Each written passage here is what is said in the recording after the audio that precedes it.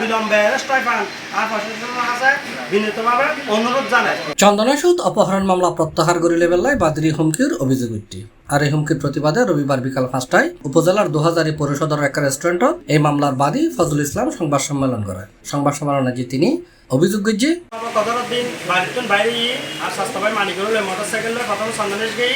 সন্ধানেশের তো গাছ বাড়িয়ে গিয়ে গাছ বাড়িয়ে তো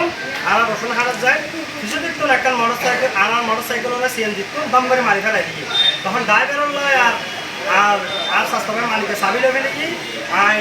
তার তো কালার বেড়া ধরে ফেলে কি এক পর্যায়ে আরও 4জন সিএন দিত নামিয়ে রে আর লয় আর তাতে করে ফিসের সিএন দিত 4জন নামিয়ে রে আর মারধর করি রে মোবাইল চোর হয়ে রে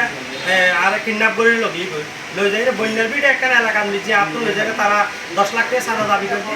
আয় 18 বছর ধরে রে দুবাই প্রবাসী প্রতি বছর দেশের 2-3 বেলায় পরিকল্পিতভাবে আর কিডন্যাপ করি এর ফিসদি 2 জন অ্যারেস্ট হয়ে আর বাকি যারা আছে মূলহতা ইব্রাহিম কোকা অ্যারেস্ট হয়ে আব্দুর রহমান সমা রাস্তাঘাটে ঘুরি বেড়ান এটা রাজ্য প্রশাসন অ্যারেস্ট না করে এবং এটা যেন বিলম্বে অ্যারেস্ট হয় পান আর প্রশাসনের কাছে বিনীতভাবে অনুরোধ জানায় এবং প্রশাসনদেরকে দেখে নলাইও তারা ধন্যবাদ জানায় এবং ইতারা যদি মূলহতা হন ইতারা রিমান্ডটা জানিয়ে নেয় মূলহতারে বাইর করে ফেললে আয় আকুল আবেদন জানায়। আমার বাড়িয়ান দক্ষিণ গাছবাড়িয়া 8 নম্বর ওয়ার্ড নয়াভাড়া সন্ধানেশ তুলি ফেলে বেলায় তারা আরে হুমকি দামকি প্রদান করে আইন নিরাপত্তায় ভুগি আর যারা প্রশাসনের নিরাপত্তা দেয় একজন রুমিটার যোদ্ধা হিসাবে প্রশাসনে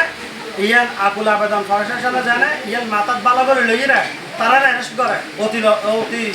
জলদি। এই সময় অন্যান্যর মাঝে উপস্থিত আছিল উমর ফারুক মানিক, কুখন মাস্টার মোহাম্মদ ফারুক, আব্দুল্লাহ মানিক, রবিন, মোহাম্মদ বাবু সহ আরো অনেকে।